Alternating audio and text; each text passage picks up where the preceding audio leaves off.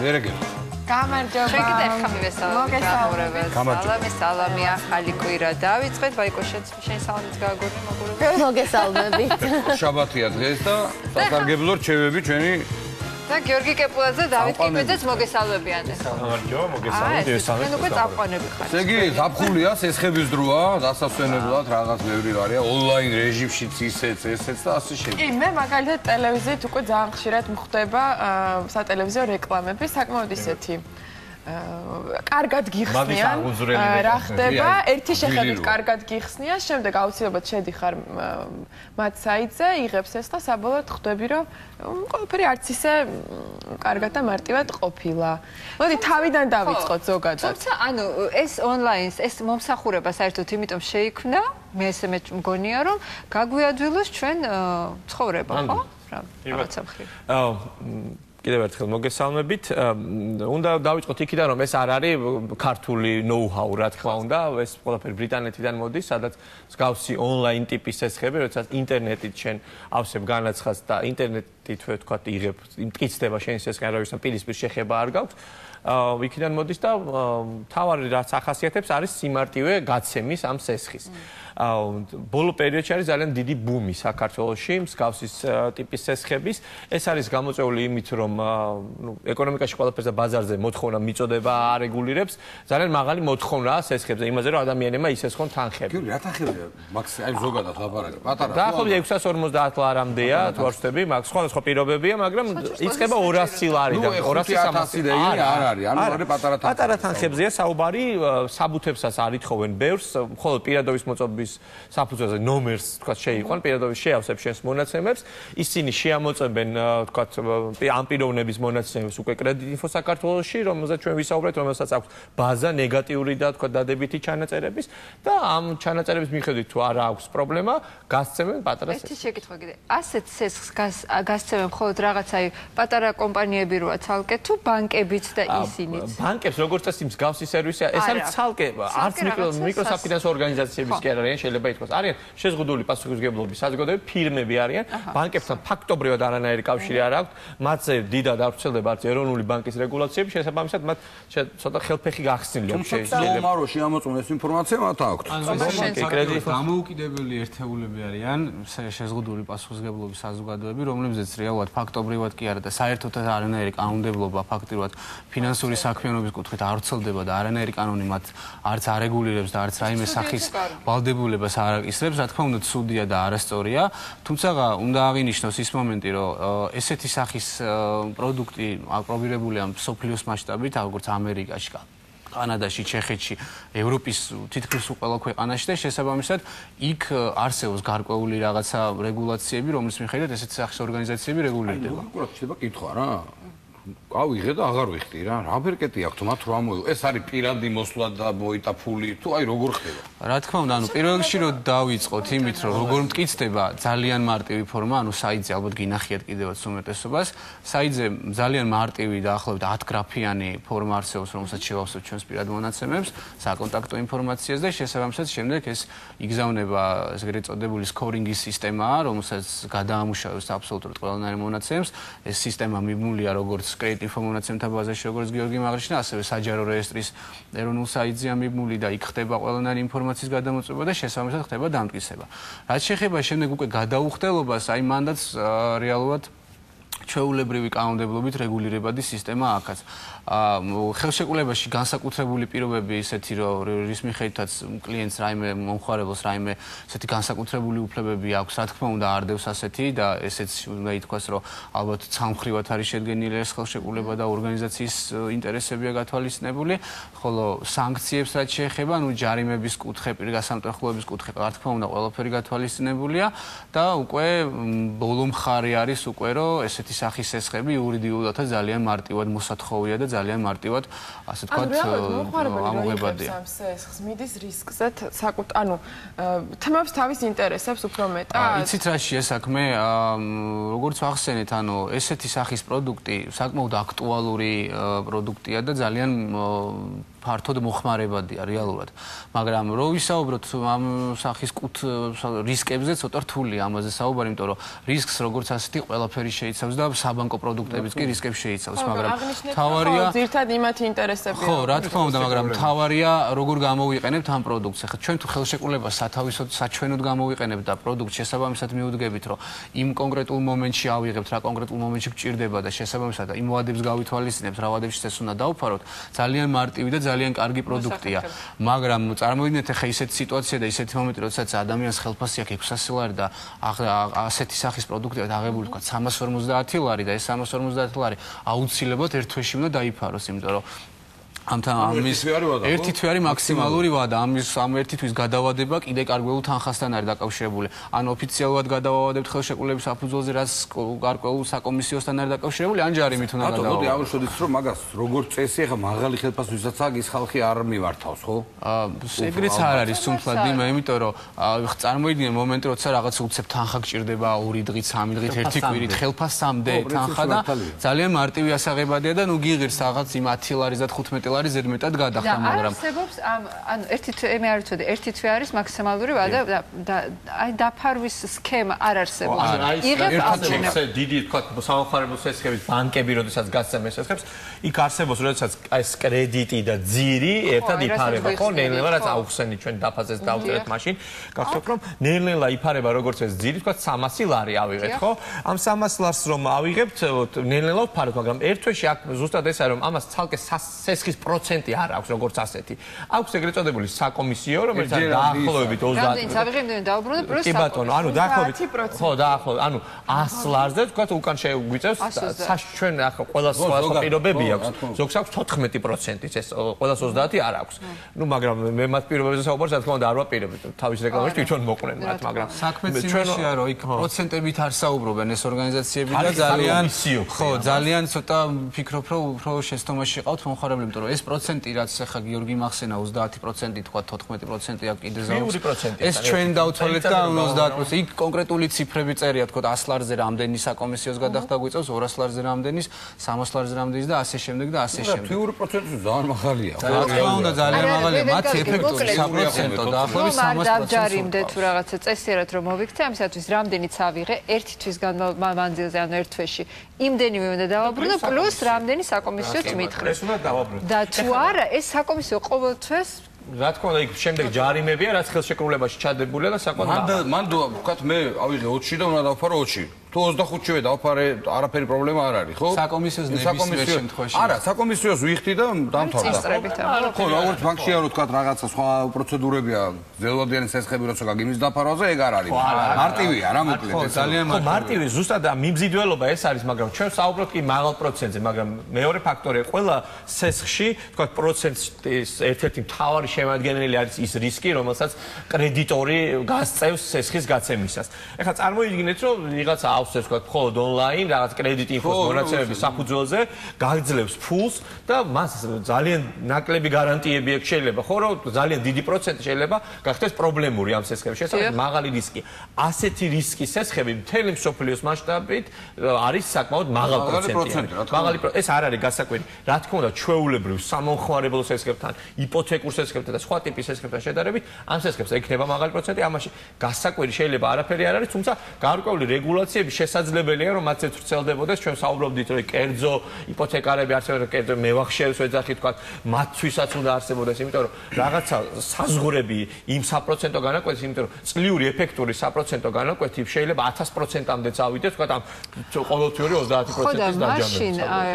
მაშინ რატომ არის ესეთი პოპულარული, იმიტომ რომ სასესხებლად, ხო, ჯობია მაშინ ბანკში ისეს, ხო, იმიტომ რომ იქ ბევრი ვარიანტია გადახდების, უფრო კომფორტული შენთვის. მაგრამ აი ხა მეორე ის უნდა აღვნიშნოთ, რომ ამ ორგანიზაციებს როგორც წესი მიმართავენ არა ვთქვათ ხშირად ის ვისაც ბანკი აძლევს სესხს, არამედ ისეთი ადამიანები, რომელსაც ბანკმა უარი უთხრა, მიკროსაფინანსომ უარი უთხრა, ფულს მეგობრისგან ვეღარ სესხულობს, სახელის გაფუჭებული აქ შეიძლება და ისასველი პირია. ხო, რაღაცა და უცებ მივა და აი პირადობის მოწობით ონლაინ ინტერნეტი ყველამ კარგად ავითვისეთ, უცებ შეავსებს და ბევრ კითხვას ის აღარ სვამს. თუმცა მანდაც შეიძლება ხო სახელი რო გაიცნო. ამასთან ერთად ხო, რა თქმა უნდა, ასეთი სახის პროდუქტის მომხმარებლების სეგმენტი დაახლოებით 20-დან 35 წლამდე მერყევს, ანუ ყველაზე მაქსიმალური რეიტინგული ასაკი ეს არის.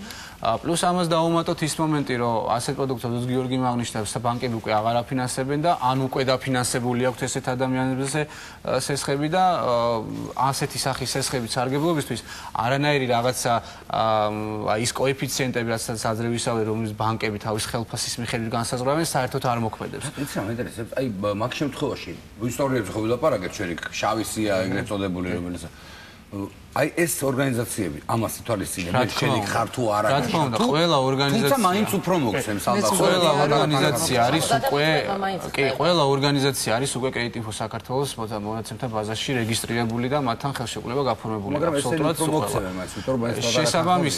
შესაბამისად მათ მიერ ინფორმაცია რა თქმა უნდა იგზავნება კრედიტინფოს ბაზაში და ნებისმიერი გაფუჭებული და გაპრობლემებული სესხი და ვადაგაცილებული სესხი შესაბამის ბაზაში შედის მაგრამ ის მომენტი რომ მიუხედავად ამისა მაინც იძლეოდნენ სესხებს ეგრეც არ არის ანუ მაგ რისკებს ისინიც აუცილებლად ითვალისწინებენ იმიტომ რომ ეს ისეთი სახის პროდუქტია რომელიც ყველაზე არარეგულირებადი და ყველაზე მაღალ რისკიანია ამოღების კუთხის შესაბამისად აუცილებლად ითვალისწინებენ კრედიტინფოს მონაცემთა ბაზაში. არასწორია თვითონ იმ ადამიანის მიმართაც ვის თქვა პრობლემურია იმის მიმართაც არასწორია რა ეს უმატებ ვალდებულებას მიუხედავად იმისა შესაძლებლობა აქვს თუ არა რომ დაფაროს ანუ ეს სკორინგი რაც ვახსენე რეალურად ხედავს იმ მონაცემს რომ ეს აქვს ხელფასი 600 ლარი კრედიტინფოში ამოწევს ინფორმაციას რომ მას აქვს თქვა სამომხმარებლო სესხი რომელიღაც ბანკში 3000 ლარი და იმ 300 ლარს და 400 ლარს კიდე დამატებით მაინც აძლევს ეს ისე რო არ გამოგვიდეს რომ მარტო რაღაცა საფრთხეზე ძალიან მოხერხებული სერვისია თავი როგორ გამოვიყენებთ მაგაზინს თავი როგორ გამოვიყენოთ თორე ძალიან მაგარი სერვისი ასაღებია თქვა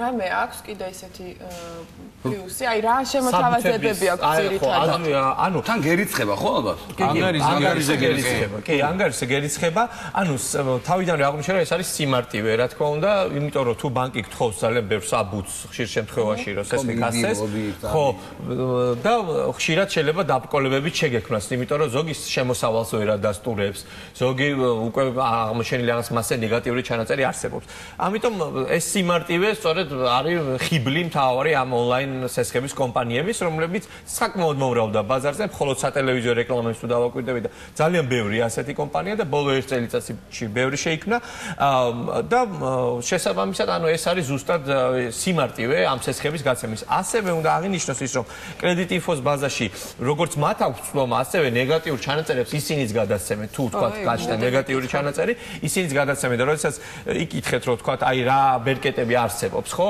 ეხლა თუ ადამიანს უნდა რომ 200-300 ლარიანი სესხის გამო მთელი 1-5 წელი სესხი ვერ აიღოს და პრობლემური სესხებლებში აღმოჩნდეს ხო მაშინ ნუ ეს მის არჩევანზეა თორე პირველი რასაც გააკეთებენ რომ მასე გაჩნდება ნეგატიური ჩანაწერი და შემდეგ რა თქმა უნდა ეს კომპანია უკვე იურიდიული კუთხით ხელშეკრულების მიხედვით დაიწყეს ამ ფულის ამოღებისთვის ბრძოლას და შესაბამისად თავის ჯარიმები და საურავები შეცდომაში ვერ შევიყვანოთ ხალხი ანუ მანდაც იგივე საფრთხე გაქვს შავსიაში მოხვედრის თქვა როგორც დიდი სესხის დროს ბანკში ერთადერთი დადებითი მხარე რაც მინდოდა აღმენიშნა ალბათ გაგიკვირდათ მაგრამ დადებითიც აქ რეალურად ის მომენტი რომ სესხების გაცემა აქ არის ზრდადობის პრინციპით დაყოფილი ანუ პირდაპირ პირველ მომხმარებელს თქვა ახალ მომხმარებელს ეგრევე თქვა შეიძლება 650 ლარი და 600 ლარი არ მისცენ ანუ მან ეს მომენტი მაინც არის კარგად ჩადებული რომ მის ასე თქვა გადახდის უნარიანობას ამოწმებენ რაღაც პერიოდულობით ანუ თავიდან აძლევენ 100 ლარს შემდეგ თუ კარგად დაფარავს მე 200 ლარს და ასე შემდეგ და მაქსიმუმ ადის 650 ლარიან ზღვრამდე ანუ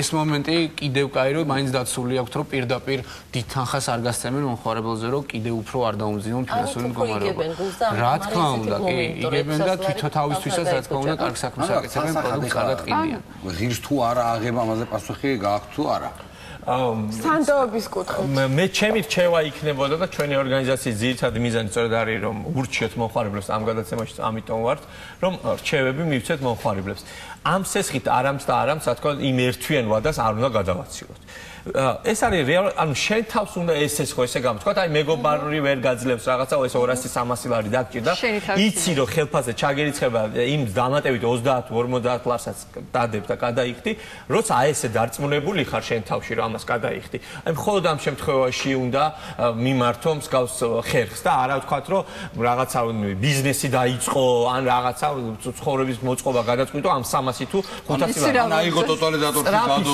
სწრაფი სესხი რა ხო სწრაფად, რამდენად სწრაფადაც გაძლევენ, ასევე სწრაფად ხო. სოციალურ ეს თემა არის ახლა. ბაზოტო რო ვახსენეთ, ძალიან ხშირად იყენებენ ბანკის შემთხვევაში და ორგანიზაციების შემთხვევაში სეგმენტი ზუსტად მაგისტვის იყენებს უმეტესწილად, რომ ასეც ესხებს იმდენად და ხშირად საქეიფოდაც რო უნდა წესო. ქართული მენტალიტეტის ორი რჩეველი თუ შეამჩნიეთ ბანკის შემთხვევაშიც და მიკროსაფინანსის შემთხვევაშიც პირველ რიგში ასახელებს. თუ მეგობარმა უარი გითხრათ, ანუ მეგობართან სესხება არის პირველი ყველაზე უსაფრთხო. იმიტომ რომ მეგობარი როგორც წესი პროცენტებს ალბათ არ გამოგვართეს დამატებით. თქვენ გვასწავლიდით შეიძლება საერთოდ უკან არ გამოგარდეთ. ბანკთან ურთიერთობის დროს აი ხელშეკრულებების კითხვა როგორ უნდა ჩავერიოთ.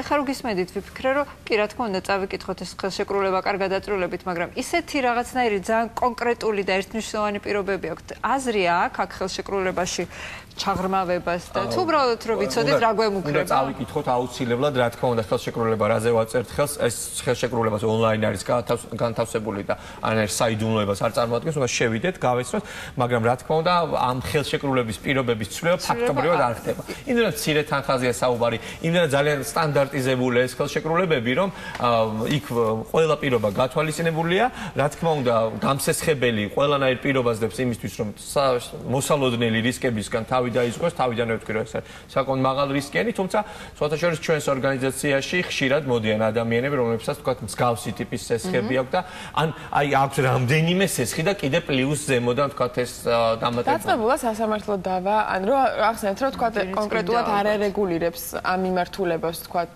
კანონმდებლობა ყოფილად, თუნდაც თქვენს ორგანიზაციაში შემთხვევა რომ რაღაცა დავა. ჯერჯერობით ისეთი кейსი, როდესაც ამ ონლაინ ორგანიზაციებს სასამართლოს დავით გადაეწყვიტოთ პრობლემა, არ ყოფილა ჩვენ ესეთ შემთხვევა ჯერჯერობით არ დაგვიფიქსირებია. თუმცა აქამდე მისვლა ცოტა რთულია, იმიტომ რომ ეს ორგანიზაციები როგორც წესი მიმართავენ უფრო ამ პროდუქტების გაპრობლემებული ვალდებულებების გარე კოლექტორებზე გაყიდვას. ეგ რა არის, რა სიტყვები თქვი? ხო, ცოტა უცნაური გარე კოლექტორი, მე მეგონა ეს არის არსებობს ასეთი მანქანის ნაწილი მეგონა. არსებობენ ესეთი ორგანიზაციები, რომლებიც საფინანსო ორგანიზაციებისგან, ან ბანკებისგან, მიკროსაფინანსოებისგან, ამ ონლაინ სესხებისგან ყიდულობენ ვალდებულებებს, გაპრობლემებულ ვალდებულებებს და შემდეგ ისინი მუშაობენ. ამ საკითხზე ჩვენ დაგეგმილია კიდე ცალკე ასე ვთქვათ გადაცემა და ამაზე დაწვრილებითაც შემდეგ კიდე ყიდულობს კომპანია, ბანკი და ვთქვათ ესეთი ონლაინ სესხების გამცემი კომპანია იშორებს ამ ვალდებულებას რეალურად ყიდის და შემდეგ უკვე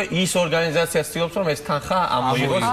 კიდე საინტერესოა, იმ თანხას იღებს საკომისიოიანა თუ კიდევ უფრო მეცაი არ დარჩებიან და მეცაი იღებს, ხო ფაქტია, ანუ პორტფელიურად ხდება ამ ვალდებულების გაყიდვა რაღაც გარკვეულ მაგრამ შენ ვარდები ხელში. ხო, რა თქმა უნდა, იმათთან ძიმდება ძალიან ძიმია, მაგრამ თალკე გადაცემა გექნება იმაზე, აი იმათთან ვინ არიან ის ბოროტები?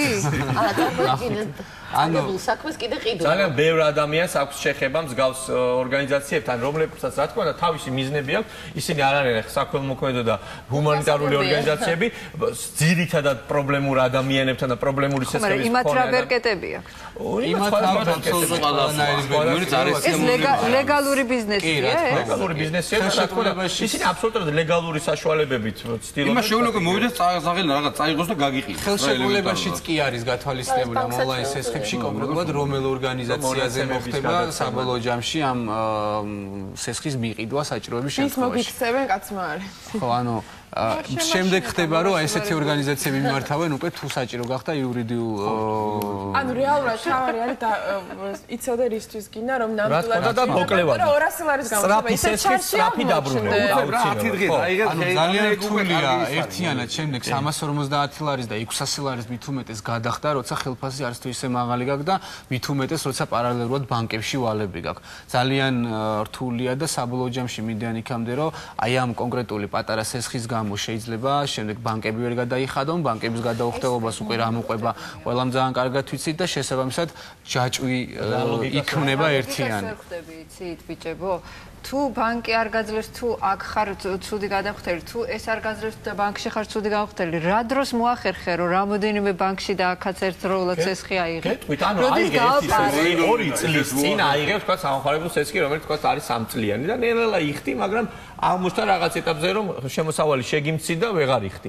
შემდეგ უკვე სანამ იმ კრედიტ ინფოს ნეგატიური ჩანაწერი გაჩნდება შენზე მიმართავ რა თქმა უნდა, იმიტომ რომ ჩვენ თქვით იმ გადაცემაში ერთვიანი ვადაა და მინიმუმ 2 კვირიანი, მაგრამ დაახლოებით ერთვიანი ვადაა რომ ჩანაწერი გაჩნდეს, ისე და სანამ პრობლემური გახდება შეიძლება რომ ზუსტად იმ ბანკის ცესხის დასაფარად აიღოს ადამიანმა 300 ლარი რომ იქ შესატანი აქვს, მაგრამ ეს ხო დასაბრუნებელი აქვს და შემდეგი თვეც მოდის, სადაც ამიტომ ამ საკრედიტო მახეში არ უნდა აღმოჩნდეთ და ეხლა ვისარგებლებ შემთხვევით და კიდევ ერთხელ ჩვენი ცხელი ხაზის ნომერს გამოვაცხადებ 240 0505 დღეიდან ასევე ჩვენი ვებგვერდი subg ამუშავდა, სადაც შეუძლიათ ონლაინაც მოგვმართო, როგორც ასევე ტელეფონზე დაგვირეკონ და ჩვენ ყველანაირ კონსულტაციას გავუწევთ ნებისმიერ ცეცხლთან დაკავშირებით და ზუსტად ჩვენთან სხვათა შორის ძალიან მიხარია რომ წინასწარაც რეკავენ უკვე ძალიან კარგი პრეცედენტები შეიქმნა რომ აი წინასწარ რეკავს ადამიანი აი ანაბარი მინდა განვათავსო რომელ ბანკს მირჩევ ჩვენ რა თქმა უნდა ვეუბნებით რომ სხვადასხვა ბანკის პირობები შეისწავლეთ არც ერთი კონკრეტული ბანკის პირობებს არ წინასწარ რეკავს ადამიანი რომ აი ცეცხლის აღება მინდა და წამომყევით გვეუბნებით არ გავიარე ეგრეთ და კონსულტაცია დღეს კონკრეტული ანუ ეს პრაქტიკაც უკვე ვთქვით რომ დავამკვიდროთ რომ მომხმარებელმა მოგმართონ წინასწარ სანამ მახეში გაემეიანო რაღაცა დავაკვალე აუქსნი ჩვენ პირობებს აი ესე გულის ამაჩვეყებლად დასრულდა ეს კარგი ესე იგი ეხლა კიდე იქეთ კვირაში რას დაახლოებით ხო არ კი ვიცით სხვათა შორის ერთ-ერთი აქტუალური თემა განსაკუთრებით ქალბატონებისთვის ეს არის ონლაინ შოპინგი არც აგიხარდა თვითონ არ არის გასახარებელი მანდ არაფერი ხო ესეა რომ კიდევ ერთხელ ალბათ დავწმუნდები რომ კარგია რომ არ შოპინგობ ონლაინ არა სხვათა შორის ბევრი კარგად იყენებს ძალიან ამ საშუალებას რომელი გიხარით რა რომელი ვიყიდით ეს მერბიისთვისაც ძალიან საინტერესოა რომ ბევრი ეს თავში ხელშემორტმული მამაკაცი მინახია მაგრამ ძალიან სასარგებლო რჩევები გვექნება ონლაინ შოპინგთან დაკავშირებით და ჩემთვის მადლობა მომდევნო კვირაში გელოდებით აუცილებლად ჩვენი განაცემის მეორე ნაწილში კიდე ზიანოდარის მორიგი პაციენტი პაციენტს ისე ხშირად ახსენებთ რომ ზიანოდარს უკვე შეგვიძლია ექიმი დავარქვა დოქტორ ზიანოდარი იქნება შეიძლება